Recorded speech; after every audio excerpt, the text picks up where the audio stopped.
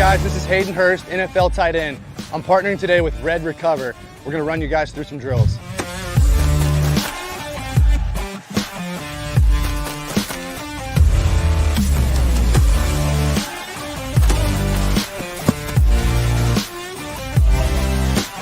I started using Red Recover last year, my 4th year in the NFL. It just helps me on Mondays after games, get my recovery process started, get back into the fold of the week, and get ready for the following Sunday. And if you want to recover like me, use Red Recover.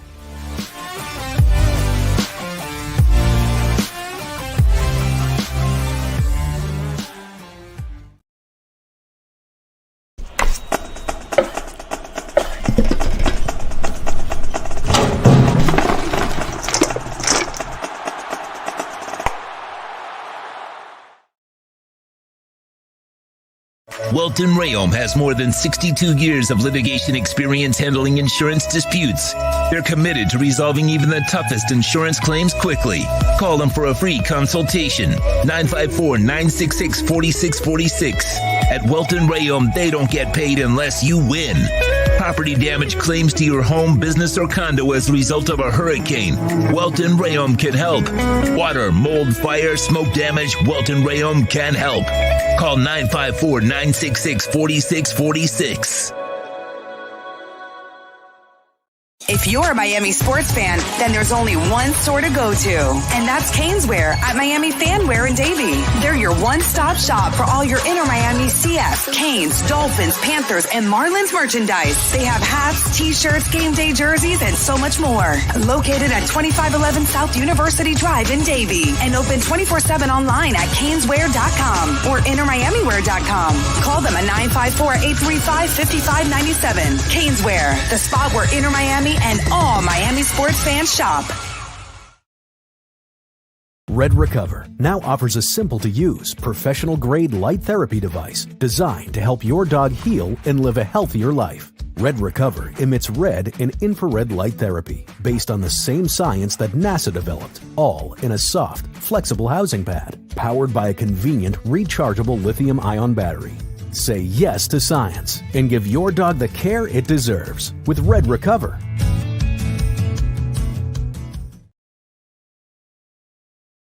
When you move, you need a reliable company led by passionate folks, eager to assist its customers during a transitional process that needs to be smooth. Call Essential Moving Experts at 844-368-5750 for all your local and long-distance moving needs. You can rely on Essential Moving Experts. Mention the Big O Show and get $150 off. Family owned and operated, they offer free 30-day storage, full-service moving, fully licensed, bonded, and insured. Moving was never so easy. EssentialMovingExperts.com. There's no need to drive around South Florida wasting valuable time looking for a new or certified pre-owned Acura. Go to the #1 volume sales dealership in the Southeast United States. Craig Zinn's Acura of Pembroke Pines. Purchase with pace and space in a dealership tailored to your needs. From home buying to providing that personal touch. Contact the 2020 Satisfaction Award winner Craig Zinn's Acura of Pembroke Pines. 888-776-5123. That's 888-776-5123. Or visit them at 15601 Pines Boulevard in Pembroke Pines. Oh, great. You got a doorbell camera. Now you got a front row seat to your house getting robbed. No. And there's nothing you can do about it. Get out of my house! Ooh, Mom's jewelry. There goes the TV. I'm sure it'll turn up at the pawn shop. No! Just because you can see them, that doesn't mean you can stop them. With Sloan's, you get 24-hour monitoring, a free home security system, and professional installation. Plus, a free doorbell camera. Free? One that'll actually work for you. It's not total security unless it's the Sloan Shield. Call 1-800-ALARM-ME.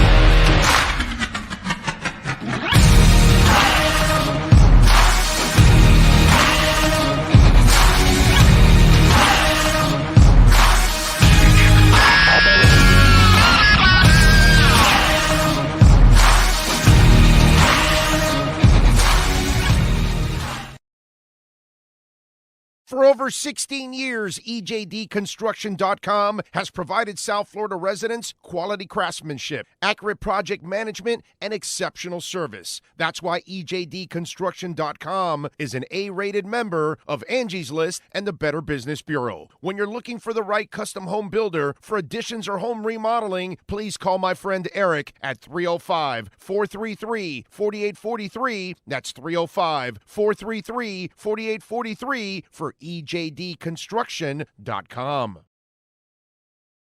Oh, great. You got a doorbell camera. Now you got a front row seat to your house getting robbed. No. And there's nothing you can do about it.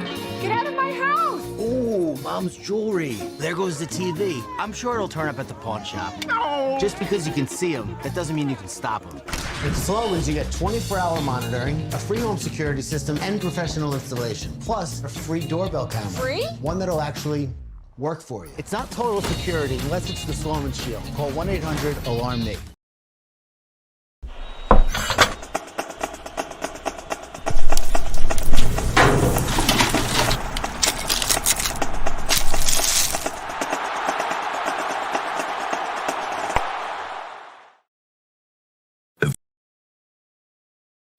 Statements or beliefs expressed on the following program by the host, guests, or callers are not necessarily the opinions of FantasyAccess.com, Media Group Inc., ownership, management, sponsors, or website. It's time for Dolphins football. Welcome to the EJDconstruction.com Miami Dolphins Pregame Show on the Sports Talk 305 network. The show is mastered by Sean Stanley and Chad Shobe. EJDconstruction.com is a fully insured liability and workers' comp. Call Eric if you need a custom home builder or general contractor. 305-433-4843. Here's your host, the Big O. All righty, we are ready to go, baby. Are you ready to rock and roll? We are ready to rock and roll right here. Chad Shobe driving the program, of course. Sean Stanley will also be in the mix, as always, the man that masters the entire damn platform every day. But Chad is driving it today. He's driving the pregame show, so we are getting ready. I know it's, by the way, the weather idiots. You know, the way they made it sound like it was going to be really bad, and I go and I check the weather now, and it's not so bad, dude. It's 29 degrees, and it has light snow throughout the evening. So it's not moderate or heavy or anything like that. You know, that guy in the morning that put up that post, that weather guy from Buffalo, that asswipe, he made it look like it was freaking Antarctica. You know, I was like, well, you know, you may want to maybe, you know, postpone for the fans to show up if something like that is going on. But right now, look, 29 degrees. That's what it is. That's it. 29 degrees. Okay? Lake effect snow warning, 2 inches or more. And it has it right there. It says light snow all the way throughout, 8 to 9, 9 to 10, 10 to 11. So it's not so bad. Okay? Is it the kind of weather you want to play in? Of course not. You know what I'm saying? I get that it's not the weather you want to play in, but it's not the end of the world. Okay? So, you know, it's just one of those deals where we don't have to overreact like it's this amazing thing that oh my God, this is something that they can't handle. It's all here, man. It's all here. Now, does Buffalo have an advantage, or Green Bay, or New York, or Kansas City? You know, in these situations, of course, just like Miami has, you know, the advantage when it comes to the heat and the humidity, right? You know, it was funny because I was going back and forth with some of these clown-ass Buffalo fans because they were like, oh, you wussies about canceling. I'm like, man, dude, it's not about the weather. It's about the people. And if it really is supposed to get really bad in the evening, remember that's what they said? Well, it's really not going to get that bad in the evening. Well, those people have to, you know, drive home. That's kind of brutal. Now, listen, your Miami Dolphins are ready, okay? Because if you look at Jalen Phillips, he's hanging out with Peter Schrager there in Buffalo shirtless. So there he is. No biggie, bro. Peter Schrager's all, like I would be, because I'm a complete Miami wuss. My blood is so thin, I would freeze my ass up there. These are well-trained athletes. All right? It's all here. That's what this whole game is all about. And that's what this whole test is all about for the Miami Dolphins. It's all here. This is where they're going to be tested. And that's it. Are they good enough to win this game? Hell yeah, they can win this game. I'm not telling you that I'm thinking like, oh, they're supposed to dominate, they're supposed to win. No, of course not. Bills should be favored. They've been the best team in this division for several years now. They own this division. But Miami has closed the gap. And they won earlier this season. And they've done a really good job this year. And I understand that these last 2 weeks, the optics are not good. I get it. I can't argue with you on that. Okay? They have played terrible the last 2 weeks. But I'm going to go with what I've seen for 8 wins than what I've seen for 2 losses. Because the 3 losses, that's what without Tua, I'm not counting that. But these, yeah. These are the ones. I'm gonna lean to the 8 wins, not the 2 losses. I'm gonna look at the 2 losses more as an aberration. I'm expecting Miami to show up tonight. I'm expecting Miami to play their ass off tonight. And if they don't win this game, I'm expecting them that if they lose the kind of game that's a respectable performance. What you cannot do tonight is what we've talked about all week. You can't play like shit. You can't get dominated, and you can't play the way you played the last 2 weeks. That would be absolutely demoralizing for the entire fan base worldwide. Okay? This is where they're kind of like, and this is how you make up. See, the Dolphins unfortunately put themselves in this position. If they win the last 2 weeks and then you lose tonight, it's not the end of the world. You went 2-3 on the road trip. You're fine. You would be 10-4, actually. Okay, right? Yeah, 10-4 you would be. So you would be all right. You can deal with 10-4. But if you lose this game, you're now 8-6. And I get it. You win the next 3, it's 11, but it's not the same feeling. Because you know what I'm saying? Even if you win the next 3, you'll feel better about the team, but you'll have this 3-game losing streak and how poorly they played in the back of your mind. And the only way they're going to erase that is by winning those 3 games, getting into the playoffs, and winning a playoff game. Then that would ease all of that pain. But this is the position they've put themselves in. You lost those 2 games. Now you need to win this game, or worst case scenario, it has to come down to some play right at the end where you barely lost this game. One of those. And I'm not talking about barely lost a bad game. I'm talking about you barely lost and you played really well. It is imperative tonight for Mike McDaniel to have success as a coach. He got smoked by Staley last week. And that must have been, pretty bad for the coach to have to go through that experience of getting absolutely schooled. And then Tua has not played well in 2 weeks. And the receivers added to the misery this past week. So receivers got to wake up. They got to play well. Mike McDaniel's got to scheme the crap out of this and do a much better job as a coach, because that's his job. And then Tua, he's got to he can't resemble anything that you saw the last 2 weeks. So that's really the storyline today. Okay? The weather is not nearly going to be as bad. At least that's what the forecast says at the moment. Okay? So guys are there. They're ready to go. Jalen Phillips is shirtless, and, so let's see what happens. Let's see if they can get it done. Jonathan Cagle, thank you for the love on the super chat, my man. I appreciate you immensely.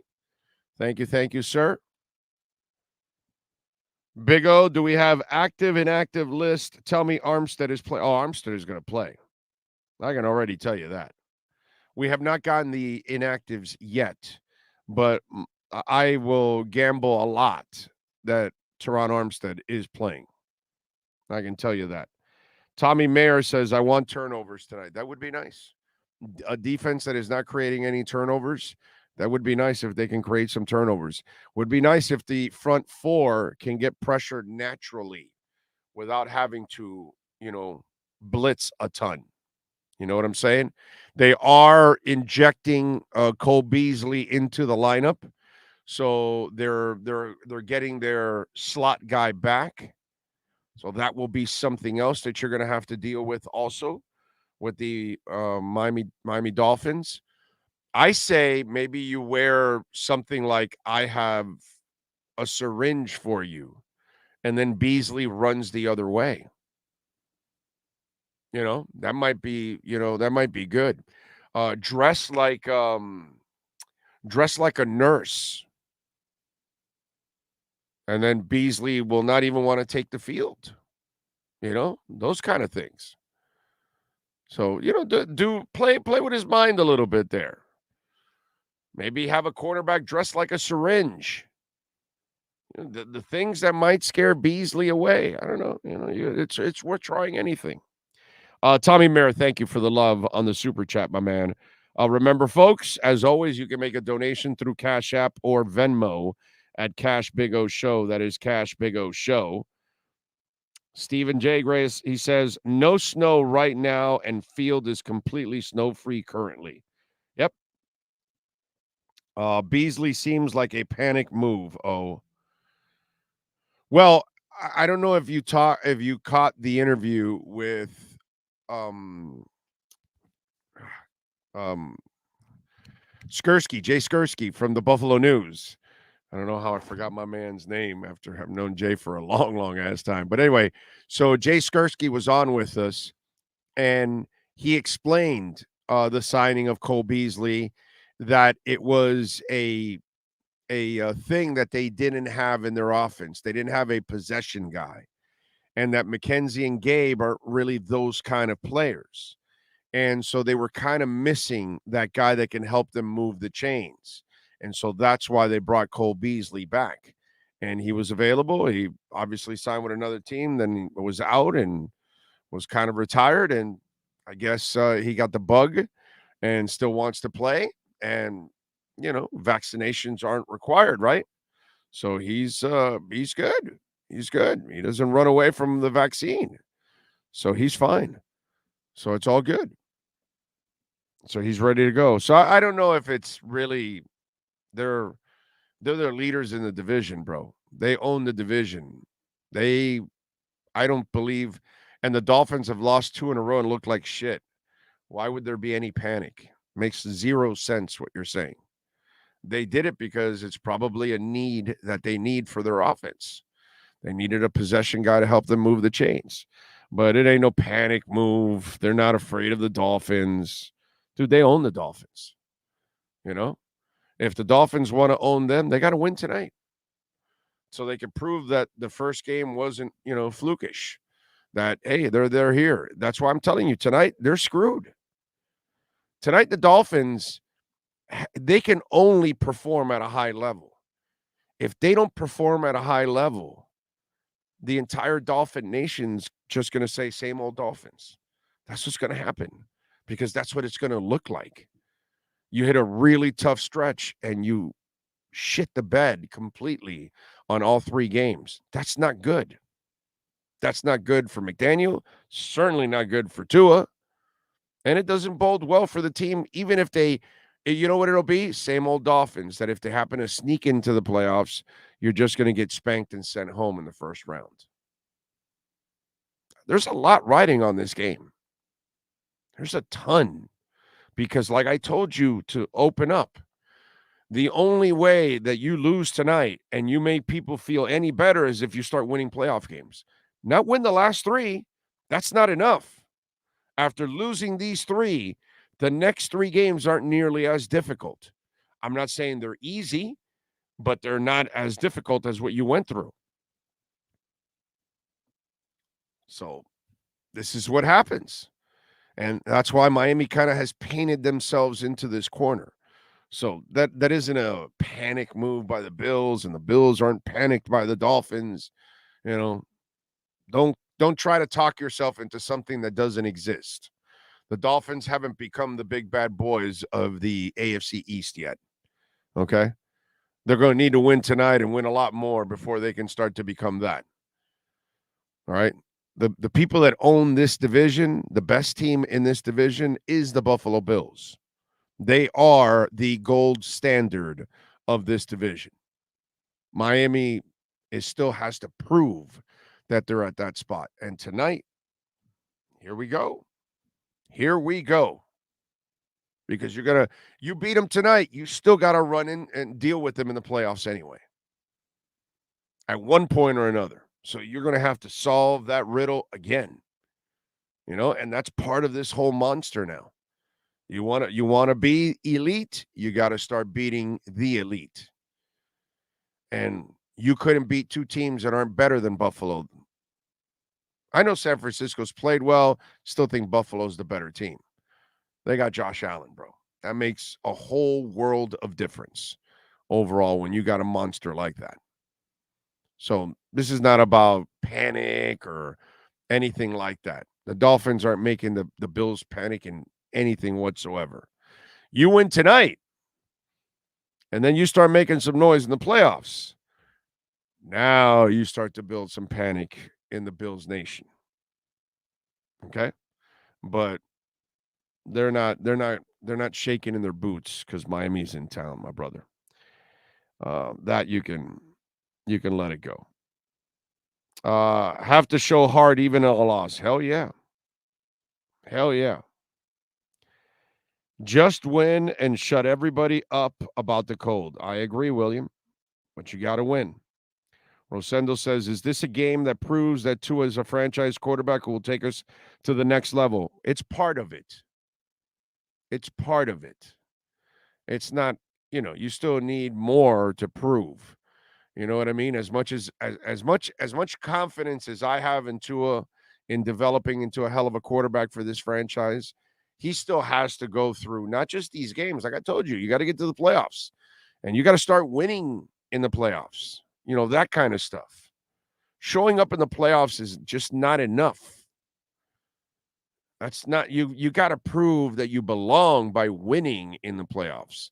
So there's those kind of things. So it's not just because, Rosendo, if you win this game and then you set yourself up for the playoffs, but you crap the bed in the first week, then what do you say? So after tonight, you say, oh, he's a franchise quarterback. And if he loses his first game in the playoffs, that will be erased again.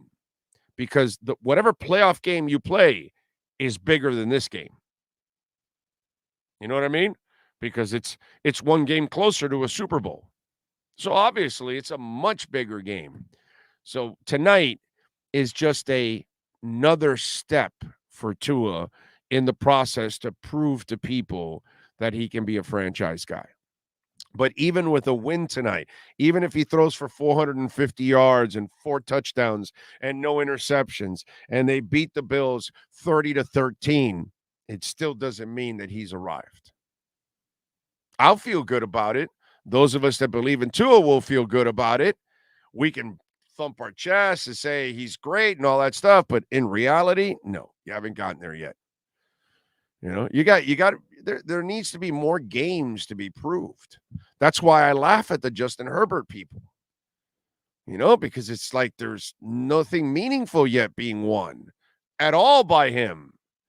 It's like, and yet he's praised as the second coming. Last week, 370 yards and 1 touchdown, and he beat a terrible Phinz team by 6 points.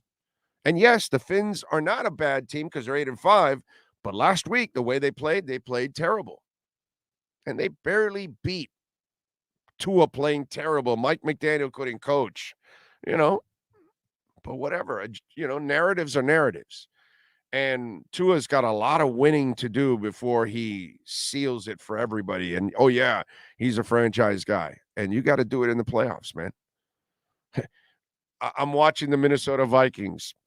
I whatever you want, dude. I don't believe in Kirk Cousins at all. I'm watching a Colts team take a 33-point lead and just absolutely piss it away. I mean, you should fire Jeff Saturday after this game. Seriously. I mean, if you as a coach can't hold a 33-point lead, you don't deserve to be a head coach. Seriously. You don't deserve to be a head coach. Now, does Jim Irsay have the balls to, fire a guy that he hired? Probably not. But these are the things that you got to prove. Tua's got a lot to prove before we get to that point. And tonight is just a small step in it. That's all it is. Nothing more, nothing less. Our franchise tight end and run needs to show up, not just a quarterback. Well, cap for life, the tight end can't show up if they don't play him. So that's ridiculous. Don't you make it sound like it's Gesicki's fault that he's not showing up. That's the way you have phrased it there, and that's wrong. You can pick on Mike McDaniel and say, hey, Mike, I get it. He can't block, but it's your fault as a coach. The guy's a weapon, and you don't find a way to put him on the field and use him. So I get the run game part. They need to show up. But what do you do if the coach doesn't commit to a run game in the second half last week? Is that the run game's fault or is that the coach's fault? That's why I'm telling you, Mike McDaniel, he's on the hot seat for it. Not like firing or anything like that, but he's on the hot seat tonight for the chess match. Coaches are supposed to know how to respond, adjust, make changes in their lineup. Well, he did not adjust even at halftime last week. He didn't even adjust going into that Chargers game. He had to know that they were going to do some of the things that San Francisco did, and yet he never adjusted. So now here he is a week later. I want to see how he adjusts.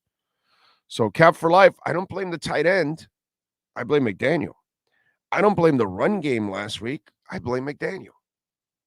So if we're going to blame people, let's point the fingers in the right direction, and Gesicki doesn't deserve any criticism whatsoever this year. None. Okay? He is what he is. He's a pass-catching tight end, like a crap ton of them in this league that can't block. But it's your job because he can catch the ball. He can run. He can jump. He's got great hands. He's clutch. He can make your quarterback's life a lot easier because he's a big-ass target. So why aren't you using him? That's McDaniel's fault. Nobody else. Miami RW says Chubb and Phillips are going to wreak havoc tonight. They got after Herbert, and they're going to get after Allen. Defense has to tackle well, and O-line needs to be precise with their blocking. I agree. I totally agree. The flip-flopping is crazy at this point. Tua is good, and this team is good. Just a slump right now. Pat Mahomes, their 3 interceptions last game. It happens. Yeah, I know, but you've got to respond tonight. As much, Justin, as you believe that Tua is a good player, and so do I, and as much as I believe in Tua, we can't hide the fact, and we can't dance around it, that he played like shit the last 2 weeks, and he needs to come strong this week. Like tonight, he's got to be awesome. Tonight, he can't leave any doubt out there whatsoever. Because if he does, it becomes a lot bigger than a slump. It becomes a problem. And that's not what you want. Okay? Big O, I listen to some other podcasters who follow other NFL teams, and whenever I bring up Tua, they don't give the respect they deserve. They say overrated. Games like tonight is show me. Exactly. And not really worried about what anybody really else is thinking about. I don't care about other shows, to be quite honest.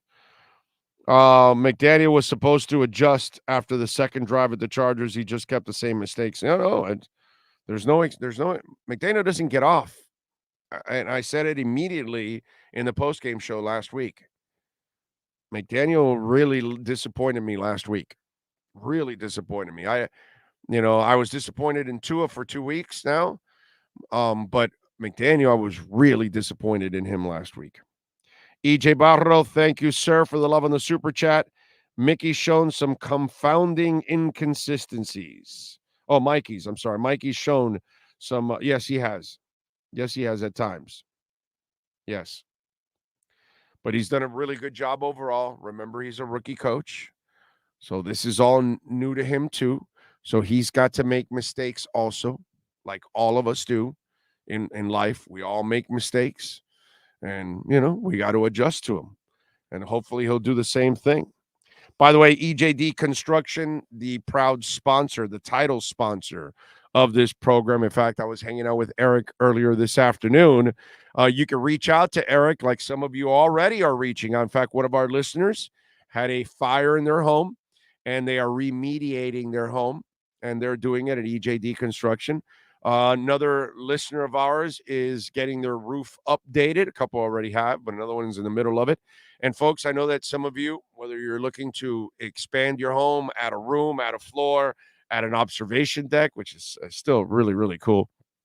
If you also want to upgrade your roof, because a lot of you are trying now in South Florida to renew your hurricane insurance, and you're finding out that your home's over 20 years old and you need to upgrade your roof. And if you need to upgrade your roof, you need to call ejdconstruction.com. Call Eric. This is his personal cell number, 305-433-4843. Fully insured, by the way, liability and workers' comp. So if anybody gets injured in your home while they're working, nobody will sue you. So make sure whoever you hire is fully insured. 305-433-4843. Update that roof. Any kind of custom home construction or major home remodeling that you need, not a handyman. Okay, we're talking about, a full contractor here, okay? So he could do anything. He could build an entire home for you if you need that. ejdconstruction.com, 305-433-4843. So the Ravens coach doesn't deserve to be a coach. Last I checked, is pretty solid as a head coach. Players blew leads, in my opinion. The Ravens coach already has proven, sir. The people that have proven and then they make mistakes, that's fine. What has this guy done, Jeff Saturday? He won one game, the first game. They just keep losing. Not sure what you're watching, bro. And comparing Jeff Saturday to John Harbaugh, I should block you right now. I should block you right now for that. You just compared John Harbaugh to Jeff Saturday. Yeah, John Harbaugh gave up a 21-point lead. I don't actually blame Harbaugh all the way. I kind of blame him. I kind of blame the front office. You keep thinking that Lamar Jackson's a real quarterback. Well, this is what happens, that's, Mr. Field Goal himself, Lamar Jackson. That's where a lot of his drives end, with threes. And just to give you an update, your boy Lamar Jackson is down 13-3 to the Browns at the end of the third. So it's that's the Huntley kid is now playing. So, but so not that's not Lamar, that's Huntley that's playing now, right? But still, it's Lamar Jackson, dude. That's why they lost, because they actually needed a real quarterback at that moment to win with his arm and not his legs, and he pee-peed in his pants. But John Harbaugh has proven over and over again. Look, the last couple of weeks, he's barely won games without his quarterback, but he's won the games at least. They're 9-4. I got to give them credit for that. But you're going to compare Jeff Saturday to John Harbaugh. Think about that one. That's pretty sad. Okay? And that's pretty pathetic. They gave up a 33-point lead, a guy that hasn't ever been a head coach. They won the Raiders game 25-20. They lost to Philadelphia, lost to Pittsburgh, lost to Dallas, and now lost to Minnesota. And brother, last week they lost 54-19. They got walloped. last week. I just when I see these Colts, they are as fraudulent as it gets. We have the inactives for you. Teddy Bridgewater, Eric Ezukama, Eric Rowe, Elijah Campbell, Jeff Wilson Jr., and River Craycraft. So the ones that stand out there are Eric Rowe and Jeff Wilson Jr. So we were worried about Jeff Wilson Jr. with the hip, and Eric Rowe now out. And that's bad because that secondary is already, they're already mincemeat as it is. It's a miracle what they're doing with that defense week in and week out. It'll be a miracle also to keep it in check this week. And now you lose Eric Rowe. Nobody can play Brandon Jones' spot. Nobody can even come close.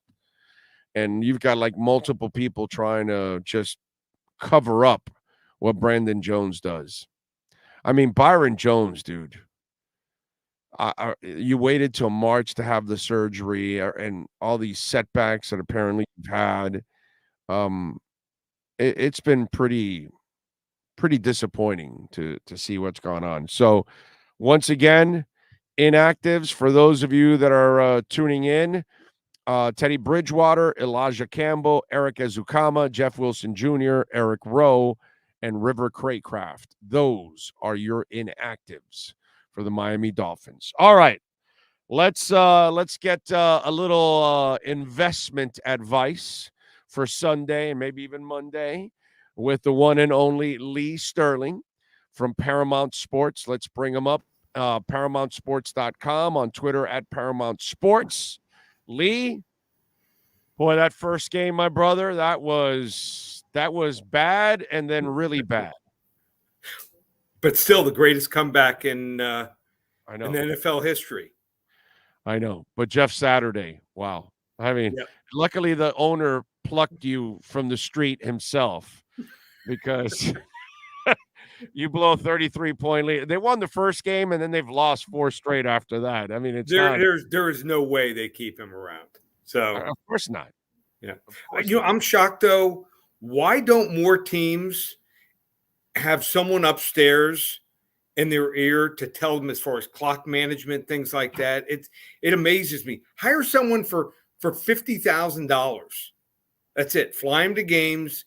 They understand one of these guys that knows everything there is to know about, if you don't have other team doesn't have timeouts and there's 2 minutes and 5 seconds that you can run out the clock. Or brother, he's a center. He's got to know. I know a whole bunch of coaches. Right.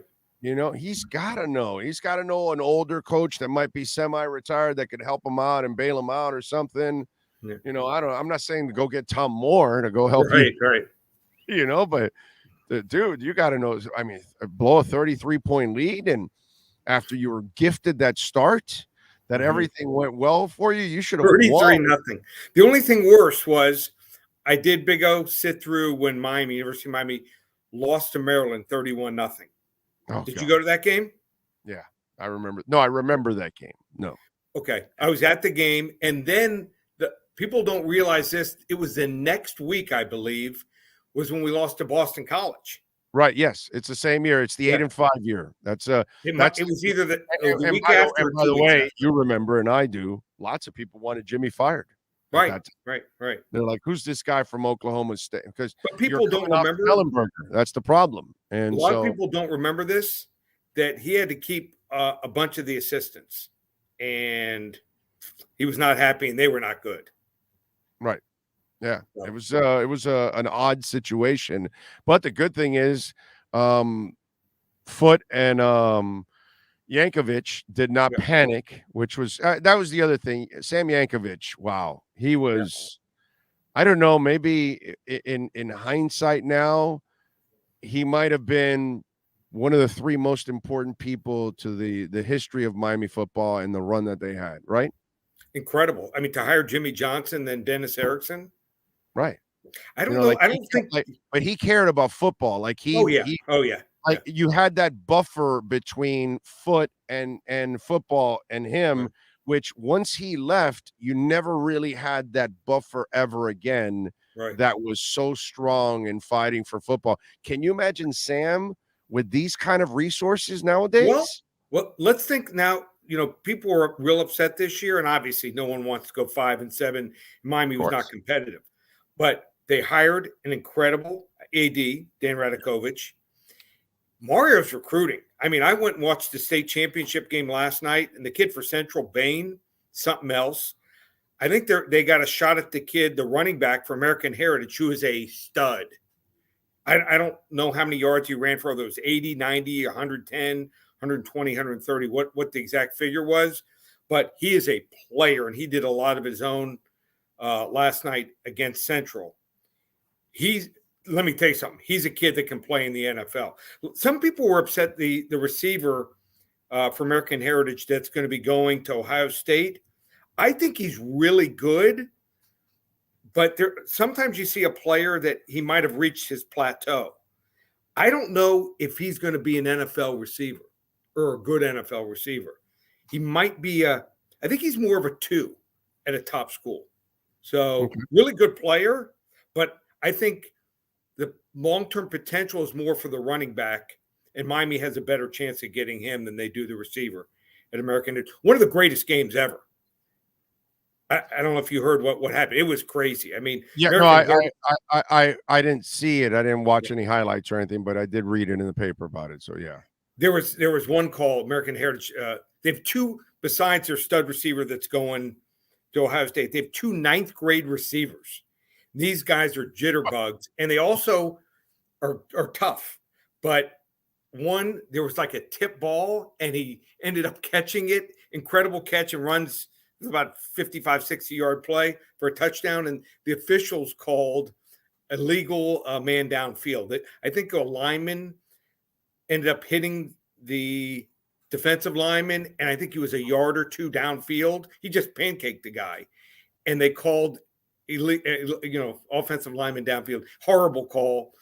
If guy's 2-3 yards and he dominates a guy, I mean, really had nothing to do with the play. Unless someone's egregiously past 3 yards in high school, I think the rule is 3 yards. Right. You don't call something like that. But it was a Dade Broward team. I don't know if the officials were Palm Beach or Martin County where they were from, but there's a lot of bad calls, more against American Heritage. But they had a chance to win the game. One of the 2 ninth grade receivers fumbled, was stripped at about the 25-yard line with a little over a minute to go in the game, or else they might have sent the game to overtime. Good stuff. All right, before we get to the Dolphins and Bills game tonight, give us 1 or 2 on the Sunday slate that you like tomorrow. So I like New Orleans against Atlanta. I'm not a Desmond Ridder fan. He played well last year when he was in college for Cincinnati against the nobodies. But when he played in the semifinal game, did nothing. All preseason played against vanilla defenses. I know coaches love to put in the rookie quarterbacks after the bye week, and this is the case here. But I think New Orleans is the right side, similar to Cleveland. Everyone's buying in Baltimore, but here in this game, I went the other side with Cleveland. Sometimes a quarterback's going to get it, and I felt that Deshaun Watson, everything would start clicking a little bit, and it is. And just think that New Orleans is going to take Atlanta, and I just don't think Desmond Ridder's yet is ready, and I don't think he's that good. I could be wrong, Saints defense at home. That's I can see them causing some problems for a young quarterback like that. Right. That makes also, I like Cincinnati. Okay. I think the Bengals are going to take it to Tampa Bay. Tampa Bay is a shell of themselves. Oh, yeah. How about this? Cincinnati, the last 11 games, they're 9-2 straight up, 10-1 against the spread. 10-1. Wow. Tampa Bay. I know we've talked about Aaron Rodgers and Tom Brady, the decline of both of these guys and also their teams. But Tampa Bay is 1-9-1 against the spread. They're 4-7 straight up, but 1-9-1 against the spread. So they got injuries on the offensive line. We see what's happened with the Dolphins. You have offensive line injuries. That quarterback just has that split second less to throw the football. Their defensive cornerbacks are injured. Cincinnati laid the 3.5 on the road. don't fall for the trap and take Tampa Bay at home. I think Cincinnati wins this comfortably, probably something like 24-14. If Brady is done there, do you think he hangs on for one more year and tries to go to San Francisco? Yeah, he's not going to San Francisco. Why not? No. San Francisco will go with Purdy. They'll go with Jimmy G. Trey Let me Lance? tell you something. If it happens, I'm going to be shocked. Okay. I don't think he's the missing piece for them. I think it just shows you can put Jimmy G or you can put Purdy. This is a rookie That's a Super quarterback. Bowl team. San Fran's a Super Bowl team with the right quarterback. They got a shot at winning a Super Bowl title. I don't think you need the right quarterback, Big O. I think look at You what just need they a game did to manager. Seattle. You think they're that good, huh? Okay. Their defense is the best in the NFL. There's no one even close. Can't argue with that. How do you attack San Francisco's defense? They don't have a weakness. Yeah, no. Well, no. I think there's corners. I think you can attack their corners, and I don't know why there wasn't more on the outsides from Miami that they worried so much about the middle. Here's what they do. I think their safety is elite. I don't think their corners are elite. I would say they're not elite, but they protect them by putting them in zone coverage. Yeah, you're right about that. And those linebackers, they don't miss tackles. They they have range, Big O. They're able, they get up, you got to throw over them, and it's like they're 11 feet tall, and they make plays. So if everything around them is elite, the linebackers and the safeties, you have average cornerbacks, you don't have a terrible cornerback out there, you're fine. All right, Miami, how do they win this game tonight? They got to run the ball. They got to gain 110, 120 yards. It can happen. Sometimes in the snow. Remember, the offensive line has an advantage. They know where they're going. When you're digging in, and here's the problem, though. Like you watch Armstead. Armstead was like playing at like 60, 65% last week. Yeah. And he might be worse this week with the knee injury and the pec injury. I don't know if they can do it, but you got to run the football. And also, he's automatically icing his body all game long, so he might be better off. I don't know. That's true. Maybe. Just watch him. If he looks pretty good, we have a chance. If he can't move, we're in trouble. Well, I'm also wondering if Eric Fisher is kind of the break glass, in case of emergency, break glass guy. We'll see. And with his amount of experience and success at this level, I think they're hoping he's got a little bit left in the tank, that he could do better than the amazing drop-off that there is after Armstead leaves. You know what I'm saying? The big question is, how much does he have left in the tank? And then on top of that, teams are adjusting to Miami's passing game. Yes. When a guy goes in motion, they're not putting a guy on the outside, a guy in front of the two receivers as they run downfield, and the deep safety. They're putting someone inside, outside, and long. So you're going to have to make some adjustments there. I just think Allen is so good at quarterback, and it's magnified in this situation. Tua does not play well in poor weather. And I know I had small hands playing quarterback. It's tough gripping the ball and throwing the ball in rain, snow, cold weather. And when you got guys that are 6'4", 6'5", 6'7", that run like running backs after you, it makes it even tougher. So I think in the end, Miami's going to probably win the last two games and make the playoffs and be fine. This is just a bad matchup here with Allen. Josh Allen trying to tackle a guy at 6'7", that has like the speed of almost a receiver and can break tackles. So how does the defense stop him? It's going to be tough. You got to get some. I think you got to put some pressure on him, and you got to sometimes rush five guys. Yeah, or have a spy waiting there. Well, you better put some pressure on them. And listen, they are not turning over the ball, which is making it a lot harder on everybody in the process. The defense has done good enough to help you win, but this is the kind of game where you would like for them to not just do enough, but come up with a game-changing play or two to kind of, give your team a little bit of an advantage. Like last week, they did more than enough to win the game. Right. And Miami's offense just hasn't shown up the last 2 weeks. Right. But this is the kind of game that you can't count on just one side. Everybody's got to be exceptional tonight. Yeah. So the defense has got to come up with a player too that's big, that's game defining. I like Buffalo here, 30-17. So you like it? You're laying the points too. Yep. Okay. Over and under is 43 right now. You're touching that? Slight lean to the over, but I like Buffalo better. Okay. All right. All right. Sounds good. All right. What do they do if they want to get in contact with Paramount Sports, my brother? Having a run again. Looks like we might even have a 4-0 day working today. And every game's been a blowout. ParamountSports.com. We call it Double Down December. Everything through December 31st. We've got, I think it's something like 29 bowl games left in the month. 2 weeks of the NFL. 197. ParamountSports.com. Or call 800-400-9741. And on Twitter at Paramount Sports. Lee, as always, appreciate you, my brother. We'll catch up next week. Sounds good, Big O. Take care. Thank you, sir. There you go. Lee Sterling, baby, at Paramount Sports. All right. Browns, by the way, are starting they're into the fourth quarter. There's 12 minutes left. 13-3. They are leading the Ravens, and the Browns have the ball. You knew that this was going to be a really exciting game between these two teams and these two quarterbacks. Deshaun Watson, by the way, is a thrilling 18 of 28 for 161 yards and 1 touchdown. Nick Chubb has 14 rushes for 58. Tyler Huntley is 15 of 24 for 127 yards and an interception. J.K. Dobbins, for you fantasy guys out there, he does have 13 rushes for 125 yards. Donovan Peoples-Jones has the touchdown, the only touchdown of the game for the Cleveland Browns, and for any of you fantasy football nuts out there, you might have that there in your score. EJ Barro says, thank you for the love in the super chat, by the way.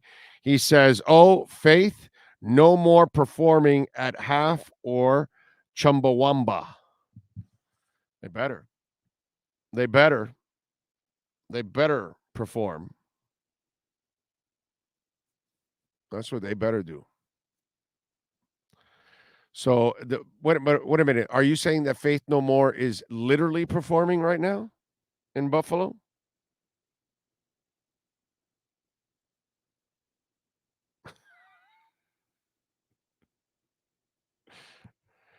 Excuse me. Did he say to us small hands, 10.5-inch hands? No, I didn't notice if he said small, and he doesn't have small hands, actually. You're right about that. I didn't notice if he said small. I know he said struggling to play in the weather. That's where I don't believe that. But I'm not going to get into an argument about that. I don't think there's been enough games to say that he plays bad in poor weather conditions. That's my thing. That's my issue with that. So that's why I wouldn't, until I see him struggle in these kind of games over and over again, then I'll tell you, yeah, he's going to have trouble playing in those kind of conditions. But until I actually see him struggle like that, I can't. So, Steve M, Mr. Negative is in the house. He sends in a Venmo. Says in 3 primetime games not played on Sunday at 1 or 4, 2 has a total of 500 yards, 2 touchdowns, interception, and 1 concussion. The snow won't be Tua's biggest problem to overcome. It'll be the spotlight. What's the record in those games? 500 yards, 2 touchdowns, and interception isn't like terrible. You make it sound like he threw 1 touchdown and 4 interceptions. That's not the worst thing in the world. So I don't know what the record is in those games. And listen, again, the Tennessee game was poorly coached, So absolutely poorly coached. Let's see.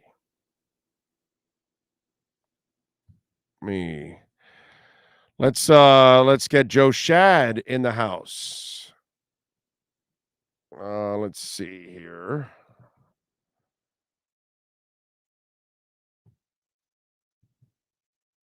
We'll get Joe Shad here. We're going to have Alan Poupart also join us too on the program, by the way. Okay. What else do we have going on in the world of sports? So Vikings defeat the Colts in overtime, 39-36. We've got the inactives. I'll give you the latest weather update, by the way. Still, nothing has changed. It's still 29 and cloudy. And snow is light throughout the evening. It apparently will pick up a little bit between the 8 and 9 o'clock hour. That'll be the heavier part of the snow, supposedly. From 9 about 15 on, it calms down till midnight, and then closer to 1 a.m., it picks up. So the toughest hour to play will be the first hour between 8 and 9 p.m. Right around 8:15, 8:10 is where it's supposed to pick up, and then it lets up for an hour. About 9:10, 9:15, it's going to let up. How interesting is that? That the first hour is going to bring a crap ton of weather. Interesting. So we got that going on, obviously. We got Chad driving the program, of course. Let's do this. Let's take a very quick break. Give me 2 minutes to rest the voice. Get a little honey and lime. And when we come back, hopefully we'll be joined by Joe Shad. Alan Poupart set to join us around 7:30. So we got 2 more guests, 2 more insiders that will join us. One is there in Buffalo in Joe Shad. Alan Poupart will join us later on this hour. Remember, post-game, we will have Joe Shad and we will have Marcel Louis-Jacques on the post-game show. So both of them will be joining us. So we'll get the latest from what goes on in the locker room. If anything happens. And yes, the inactives are out. We already announced the inactives. And Jeff Wilson Jr. and Eric Rowe are part of that. Those are the names that you got to worry about. Outside of that, Armstead is not inactive. So Jeff Wilson Jr. and Eric Rowe are the ones. The rest are the guys that are normally on it, as Ukama and Bridgewater, and I forgot who are the other guys. But it's nothing to be, it's Rowe and Jeff Wilson Jr. So this is a Mostert and Ahmed and what's it called? What's the other kid's name now? I'm blanking out. But anyway, so those guys are going to have to carry the rock here. I would imagine Mostert's going to be the main guy. Now remember, Mostert got a little banged up a couple of weeks ago. So Gaskin and Ahmed are going to have to probably carry a little bit of this. And remember, Mostert, I agree with what Lee was talking about. They need to run the ball, but Mostert is not a guy that is a bell cow. So since you don't have a bell cow type back there, you're going to need a committee to kind of get things going. And, that's where you're going to need Gaskin and you're going to need Ahmed. And obviously Ahmed might have the inside track because he knows the system, a little better. Anyway, let's take a quick break.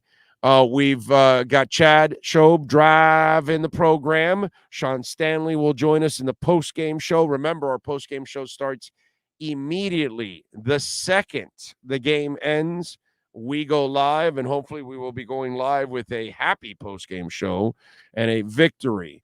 You got any questions? Line them up on the chat board. Send them in on the Welton Rayom text line or on Twitter at Big O Show. Let's take a quick break. Back in 2 minutes right here on the EJDconstruction.com Miami Dolphins pregame show. For over 16 years, EJDconstruction.com has provided South Florida residents quality craftsmanship, accurate project management, and exceptional service. That's why EJDconstruction.com is an A-rated member of Angie's List and the Better Business Bureau. When you're looking for the right custom home builder for additions or home remodeling, please call my friend Eric at 305-433-4843. That's 305-433-4843 for EJDconstruction.com. Oh, great. You got a doorbell camera. Now you got a front row seat to your house getting robbed. No. And there's nothing you can do about it. Get out of my house! Oh, Mom's jewelry. There goes the TV. I'm sure it'll turn up at the pawn shop. No! Just because you can see them, that doesn't mean you can stop them. With Sloan's, you get 24-hour monitoring, a free home security system, and professional installation. Plus, a free doorbell camera. Free? One that'll actually work for you. It's not total security unless it's the Sloan Shield. Call 1-800-ALARM-ME. When you move, you need a reliable company led by passionate folks, eager to assist its customers during a transitional process that needs to be smooth. Call Essential Moving Experts at 844-368-5750 for all your local and long-distance moving needs. You can rely on Essential Moving Experts. Mention the Big O Show and get $150 off. Family owned and operated, they offer free 30-day storage, full-service moving, fully licensed, bonded, and insured.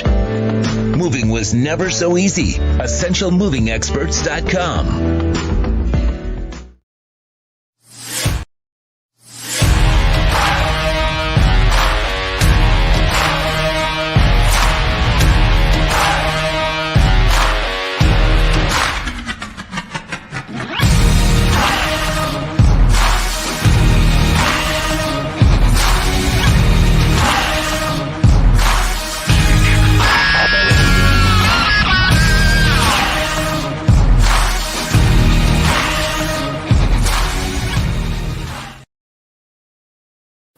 Statements or beliefs expressed on the following program by the host, guests, or callers are not necessarily the opinions of FantasyXS.com, Media Group Inc., ownership, management, sponsors, or website. You're listening to Miami Dolphins coverage on the Sports Talk 305 network, brought to you by EJDconstruction.com. This is the Miami Dolphins Pregame Show with Orlando Alzugaray. We are back and ready to go. You nervous? You're not feeling confident about tonight? And I get it. Listen, there's been a lot of bumps in the road over the last 20-something years. And it's hard, to build that confidence. And I get it. I totally understand it. It's normal what you're going through. As a fan base, you've kind of been tortured for a while. And so dealing with adversity or losses kind of gets you thinking that this is going it's happening all over again. And that, every time we think the Dolphins have turned some kind of corner, they don't turn the corner and they fool you and those kind of things. And they play with your emotions. You know what I'm saying? I get it, man. I completely understand. But I have not lost faith. And I really think that this is a good team. And I think that this is a good coach. I think he understands offenses, and I think he's going to respond tonight. And I expect Tua to respond tonight. I expect him to play better. He knows. He hears it. That he can't play in the snow, that he is not going to be able to beat Buffalo, and that he's a fraud and all those kind of things after the 2 losses. I'm sure he hears it too, All right, let's get to Roger Morant's rap. Roger, him and Solo D drop a rap every week to get us ready for the games. Boy, Roger was cutting it close, man. You know what I'm saying? By the way, Solo D's this week is out of control. Okay, it might be one of his best of all time. Roger Morant, of course. I believe it's Phinz for Life, if I'm correct. On Twitter, he is awesome. And Roger is ready to get us pumped for a little Bills and Dolphins. Take it away, Roger. What's up, Phinz fans? Primetime game, Saturday night. The whole world's watching. Who's ready? The Dolphins play the Bills in Buffalo. Are we worried about the elements? Let us know. We're still firmly in the playoff race. As planned, it's a testament of wills. Let's go out and beat the Bills. We need to keep a spy on quarterback Josh Allen. Make sure to punish him. You know we have the talent. When he tries to throw, he'll end up on his back. Jalen Phillips and Chubb are coming for the sack. We did the work and have the calluses. Efker Sims now is putting on a better show than the Aurora Borealis. Dimes. Tua delivers in strides. So many styles on offense, other teams are running high. Try to gain some yards and matriculate the ball. Attempt to run against our defense. It's like slamming in a wall. Coach McDaniel, he's so drippy, he will lead us to the crown. Bring us back to glory. Miami Dolphins, title town. Title town. Waddle, waddle. Title town. The Dolphins don't move the chains. They score with Tua, Waddle, Wilson, Hill, and more. We're headed to the Super Bowl. You know, our path to get there might have changed, but the goal remains the same. If Dolphins quit upon this team, I say no, man. We believe hard on our sleeve, just like Snowman. Young nucleus of this team is just so dope. You know, with Tua, Waddle, Hill, we all have hope. Hope. Hope is eternal. Gotta believe, Dolphins. We already beat the Bills once. Let's do it again. And you know why we'll do it? Because we've got Tua Waddle Hill. What a thrill. Tua Waddle Hill. What a thrill. Tua Waddle Hill. What a thrill. Cheetah. All right, Roger. We love Roger and the rap, as always. Coming through, coming strong with the rap. Bills scored 11-point touchdown in this. Bills score an 11-point touchdown in this game. All right, well, that'll be cool. At least it'll be something I've never seen before. I've never seen an 11-point touchdown. It's been bad ever since the Sea of Hands. Oh, come on. It's not. We've had some good times. You know, that's terrible because even if you're losing a Super Bowl is no fun, but that doesn't mean it was a terrible year. You know, when you go to the playoffs, it's not really a terrible year. If you win a game or two in the playoffs, it's not really a terrible year. Has it been sad that we haven't seen the Dolphins win a Super Bowl since 74? Yeah. I get all of that. I understand. Totally. Sucks that they haven't won a Super Bowl in 50 years. I get it. I know I was a child when they were winning those Super Bowls. I was 7 and 8 years old when they won those Super Bowls. So I didn't really get to like truly enjoy them. You know, you kind of remember, but you know, when you're 7 or 8 and 7 or 8 in the 70s is not even as advanced as it is nowadays. Okay. Like a 7 or 8 year old in the 70s is probably more like a 5 or 6 year old nowadays. These kids are advanced as hell. Okay. So, but still, like I knew what was going on, but you don't live and understand and enjoy the game the same way as a child. I was more worried probably about playing with my toys and like, oh, they scored. Okay, great, whatever, and that's it. But it's not the same thing. So I'm dying to see them win a championship. But, that's like saying, okay, so if the Heat don't have a title, then they've had shitty years. That's not, So it was a shitty year last year because they were one shot away from getting to the finals. Getting to the Eastern Conference Finals is shitty. Going to the playoffs is shitty. Losing in the finals to the Lakers is shitty. No, man. No, that's a hell of an accomplishment. We're incredibly spoiled that we've had Pat Riley here for this long and the production that franchise has had for this amount of time. We're really lucky.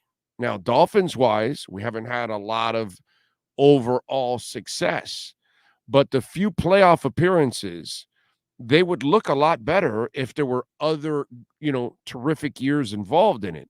Problem is, when you go to the playoffs once every 8 years, it just doesn't seem like, a major accomplishment. But, it's not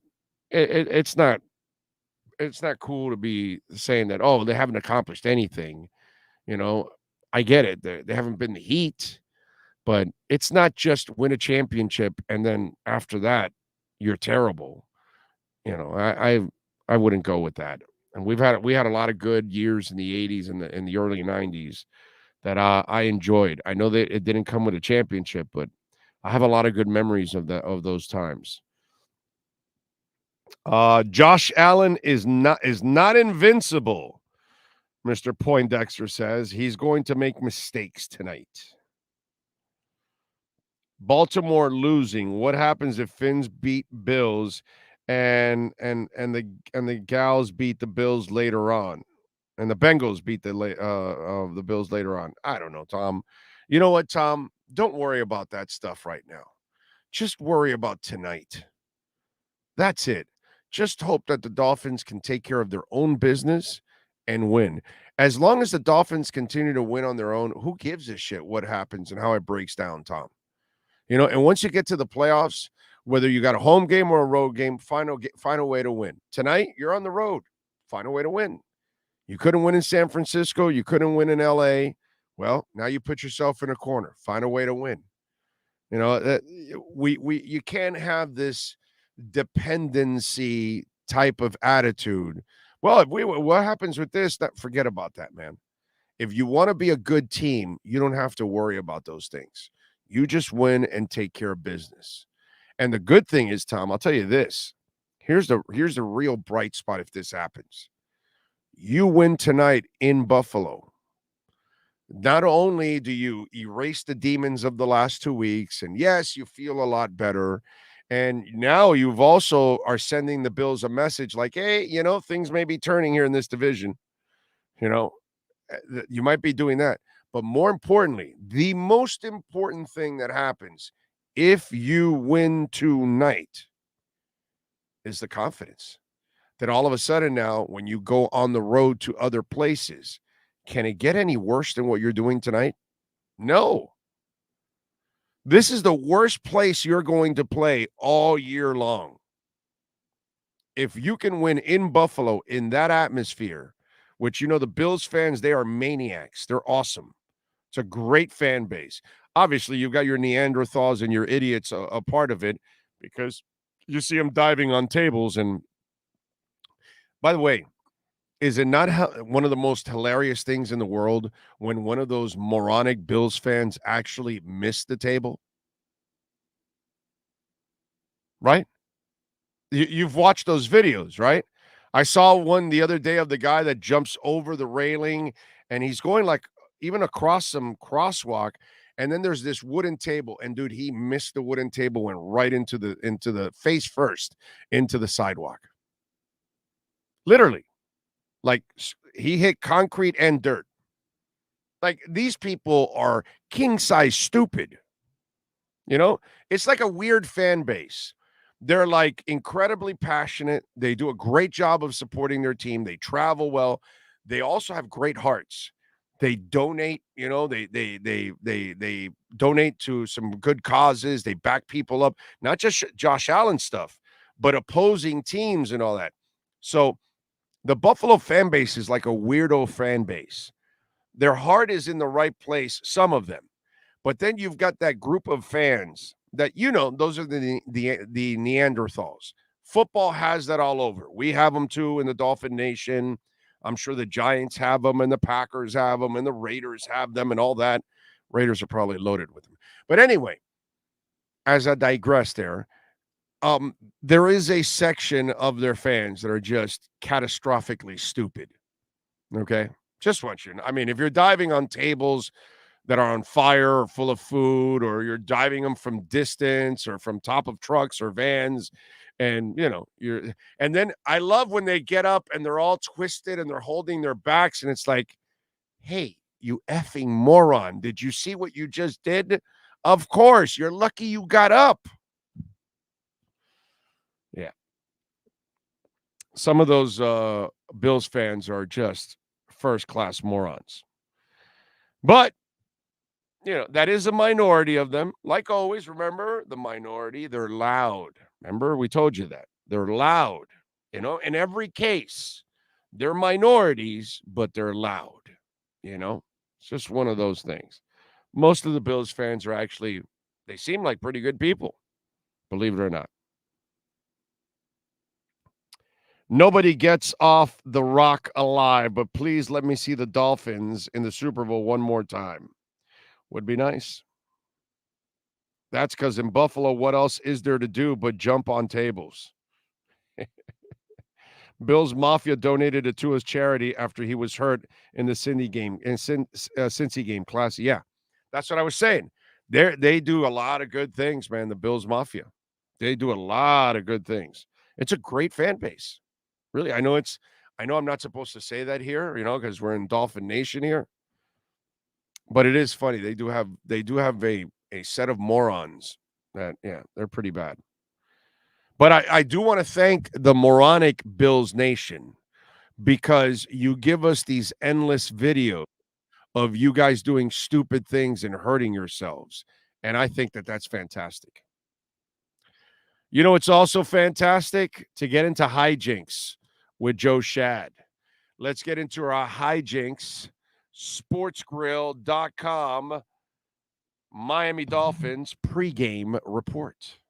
Dolphins fans, it's time to talk to the man with incredibly high standards. It's not easy to score an A or grade 10 out of 10 with this guy. In fact, he isn't impressed with Joey Chestnut's dominance, Usain Bolt's speed, or even Van Ginkel's locks. Will the hijinks continue? Can the Miami Dolphins do the impossible by getting a passing grade with Joe Shad? It's time for the Hijinks Sports Grill Miami Dolphins Report. This report is brought to you by Hijinks Sports Grill in Boca at 133 Southeast Meisner Boulevard. Enjoy happy hour 4 to 7 p.m. Reserve a VIP table online and receive one free sparkling wine. Follow them on Instagram at Hijinks Sports Grill. Here's Miami Dolphins insider Joe Shad. All righty, there he is, full of hijinks. Are you warm, Joe Shad? Yeah, I'm fine, man. There's not a drop of snow in the air or on the ground. A little bit of false advertising here. Yeah, dude, let me tell you, that son of a bitch weather guy from Buffalo that put that shit up this morning, that it made it look like Antarctica.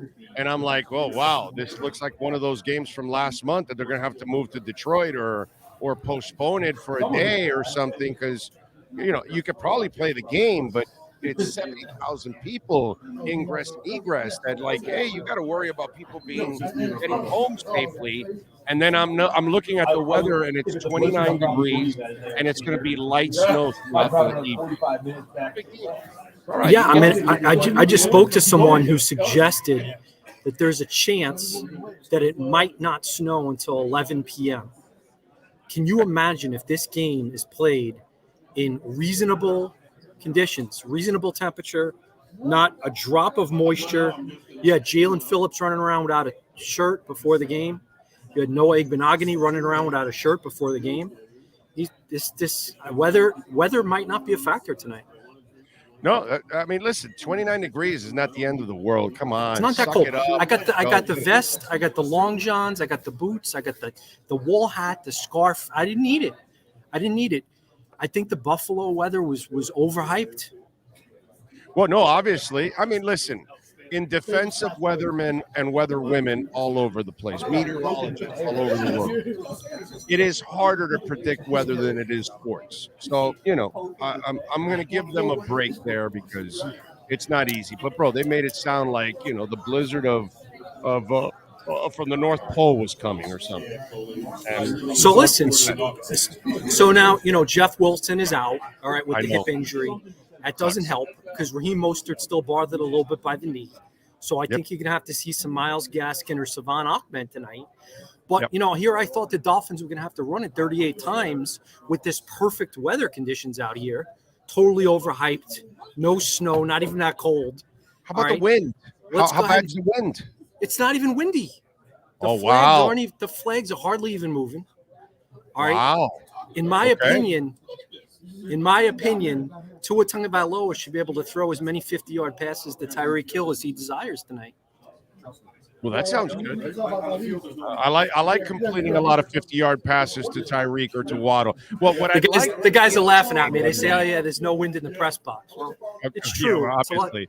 But windier Joe, out what there. I'd like to see is for them to spread the ball out. Also, there was a little too much forcing into Tyreek last week, especially early on. There were times where Tyreek was covered by multiple people, and you're like, "Yo, dude, there's got to be other people freed up." And he kind of was forcing the issue last week a little bit.